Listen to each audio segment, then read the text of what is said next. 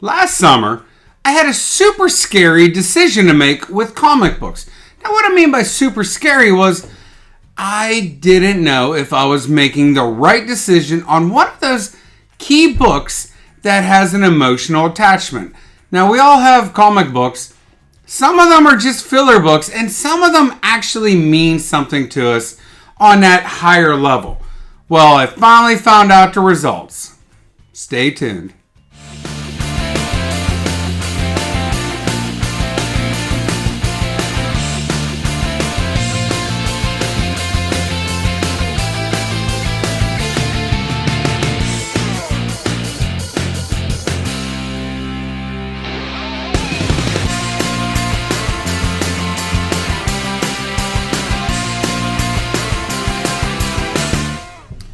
Hey YouTube, it's Matt here. Now, last summer I had a huge dilemma, okay? There was this Roy Thomas signing, in-house signing, that was happening at CGC. I had a Conan #1. It was already graded. It was an old slab, and I ended up, risking it for the biscuit, as my friend Master Blaster likes to say. Now, this decision, it takes into a couple things, okay? One, guys, I used to never really care about signed comic books. It wasn't even a thing, and I know why. Because if I was just wanting to look for a good book and a high grade, it was worth X amount of dollars. But if I found that same book in the same grade, but it had an artist signature on it, it was X times 3, or you get my point, okay? It was a much more expensive book. And so I really kind of stayed away from signed books because at the time I never went to Comic Cons, I never went to conventions, never went to a signing. So the only way for me to get a signed book was basically eBay. And they were always a lot more expensive. I have become a lot more active and I'm going to more signings. I have gone to a comic show. I do plan on going to more, and I'm slowly starting to realize my room is starting to fill up with a few yellow labels here and there where it used to be nothing but blue. Like I said, I used to be able to just, I like the blue because I could get more value for the dollar. But at the same time, if you have a buyer that loves to have the creator's signature on it, the prices can command a little bit more. That's why they cost more.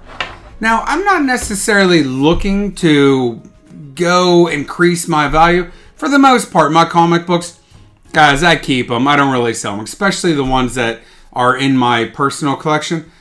But at the same time, if I can get a book, and it's a good book, and I can go and have the creator sign it right in front of me, I'm all about that, okay? And now what makes this nice is, yes, it was a CGC in-house signing. You could say, well, you didn't really meet the creator. I have met Roy Thomas, okay? So I can still feel like I'm getting somebody that I have met to sign my comic book. Now, this all comes from Master Blaster, okay? Master Blaster, I think he is the comic book community's king on loving signed comic books. The guy has the greatest goal ever. His goal is to have every Amazing Spider-Man 1-100 in a CGC yellow label signed by Stan Lee. I just think that is such an incredible goal to have for a comic book collector. Now, I don't necessarily want to have that ambitious of a goal, but I've started to send books in for different, I've sent a couple books off to CGC for a Roy Thomas signing. The first one, I had this book rare. Yeah, like I'm cooking it. I had this book raw and not graded in my collection. I ended up pressing it. I sent it off to CGC for Roy Thomas to sign it. Now, this is Barry Windsor Smith art. There's so much going on here. I really didn't want any signature to cover the art, so I asked him to just put it in a trade dress. I think it looks absolutely fabulous. So, that's one part of this mega goal of mine of having it signed. Now, there's also this other part. The book that I had, and I will show this, trust me, I think some of you guys probably have an idea what my favorite book in the collection is, or at least it was before, but there's this other part. great, and I talked about this book. I pressed this book myself before I sent it off to CGC. Now, the book I actually had CGC crack it and press it, which I have done with a few other books. This is not the first book that was graded that I had sent off to be pressed to have it regraded. I was able to send this Amazing Spider-Man number 300, and guys, I've shown these in videos before, but this book right here, this ASM 300, this was a 9.4. I had that book for years. I really didn't pay a whole lot of money for it because I bought it, 15, 17 years ago, something like that, but a while ago. And I had it at 9.4, and I was happy with the 9.4. I really, really was. But then as I got, not back into collecting, I never really got out of collecting, but as I started to become more active in the social media, on the YouTube, watching YouTubers, I was hearing people talking about pressing, and I was learning about it. And I'm looking at this book just randomly one day, because there was a Todd McFarlane in-house signing at CGC, which I believe was the very first CGC in-house signing. But I'm looking at the book, and I'm like, my goodness. Like, this paper is wrinkly, not wrinkly, but it was wavy. But the corners were absolutely square. There were no spine ticks. Like, it looked sharp book, but I'm telling you, you could hold it down like this, and you could just see how that cover waved. And in my head, I'm like, that book looks like it could improve.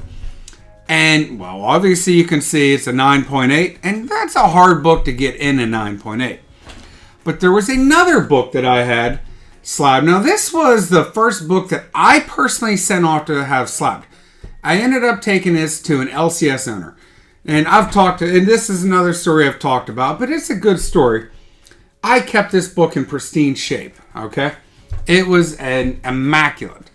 But whenever I took it to the LCS owner, let's just give you an idea. That business shut down because, well, he just wasn't a very good business owner. Let's be honest about it. But I gave him the book, and I said, hey, can I have you guys send these in? And he took it and just flopped it down on his counter. He goes, yeah. And I'm like, buddy, are you going to send it off? Well, there was another book there with it. There was a white cover Ultimate Spider-Man number 1, which at that time was one of the big books that was going out there. Ultimate Spider-Man was huge in the early 2000s. And this was number 1. It was the white variant. I think it's a 1 in 100. I forget what it was, but it was a very rare variant. Well, he flopped both of those books down. And I'm like, are you going to pack these? And he's like, yeah, I'll get to them later. And I walked out of that store with this horrible, uneasy feeling about these 2 books that I really cared about. And long story short, CGC refused to grade the Ultimate Spider-Man because I think he just took the books and put them in a manila envelope and sent them to CGC. In the transit, that Ultimate Spider-Man absolutely got destroyed. I even saw it, okay, because the CGC shipped it back to him raw. The Spawn number 1, black and white, it was graded. It was a 9.4. I feel like that was the book that was in the back. I think all the damage was taken by the Ultimate Spider-Man, but I don't think he packed it right. And it came back a 9.4, but at the same time, I'm like, you know what? This could be pressed out. And so what I did is these 2 books, last year, I just said, heck with it. I'm just going to send these books back to CGC, ask them to press them. I didn't really want to press them. The monetary value of the ASM, the difference between a 9.4 and a 9.8 was significant. And I can press my own books. For example, I got a 9.4 out of this 50-year-old comic book. Or 40, when did this come out? Okay, for this 48-year-old comic book, I did get a 9.4, but I don't think that I'm the greatest presser ever, and I'm still learning the skill. I'm getting better and better. But it obviously worked out. Well, the book I had, and I've told you before, it was a 9.4, and I sent it off for the signing and to be pressed, and this is my Conan the Barbarian number 1. Honestly, it has to be my favorite book in the collection. Bar none. I have an ASM 1 that I love the story how I got it, but it's a low grade book. This book here, I love it. The 9.6, I think it is amazing. Now, one thing I wanted to talk about. I actually wasn't sure how good CGC would press and clean books. Now, this book went down, and this was a cream to off-white. It was a 9.4 cream to off-white. It came back. Not cream to off-white, but off-white to white pages. Now, and it's not just that they just changed the label on it. The back cover of it, it was like a tan color. And I have some videos on it. They absolutely improved the look of this book. This book is not the same color it was before. It really was a creamed off-white, especially the back cover.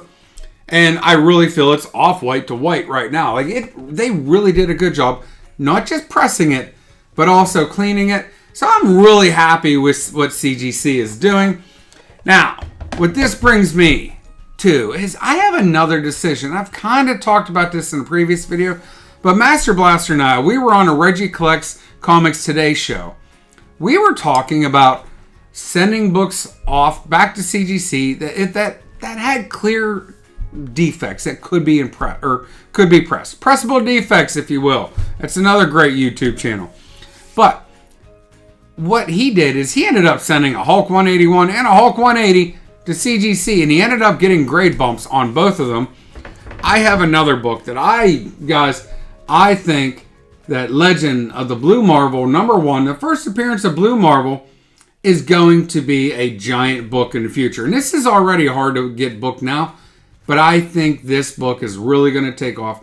The upside for this character, he's going to make the MCU someday. And this really isn't a speculation video, but I'm clearly speculating on this.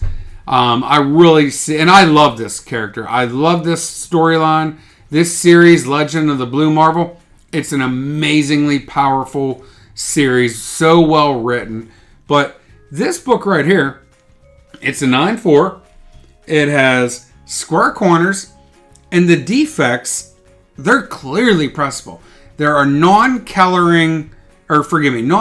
breaking, type of defects on it that I have a good feeling this is going to come back a 9.8 with the press. It's definitely not going to lose a grade, and it might only get a 9.6, but still, I will be happy about having this book. So eventually, I am going to send this off to CGC to have them improve it and hopefully come back with a 9.8. But guys, this was a really cool video for me because I have been so nervous about getting this book back. I was worried it was going to lose a grade. You never know what's going to happen. In this signing, Roy Thomas might accidentally wrinkle the pages or do something. One of the handlers might make a mistake. In the pressing, they could have made a mistake. Or honestly, guys, I had this book, and this was one of these types of labels. I forget whenever these labels were out, but these light blue labels. So it had been 15, 16 years inside the slab. Was I storing my books properly? Was I shaking it too much? Which is funny. I've actually made a note, or I've noticed in the past, I will move books, but I don't shake them, okay? I just move them. But was I handling it properly? I don't know. My handling could have degraded the book. But this book coming back, a 9.6, I'm through the moon. There's only 12 books, this grade or higher, that are signed in the CGC census. So I feel like I'm got a really nice book to have in my collection.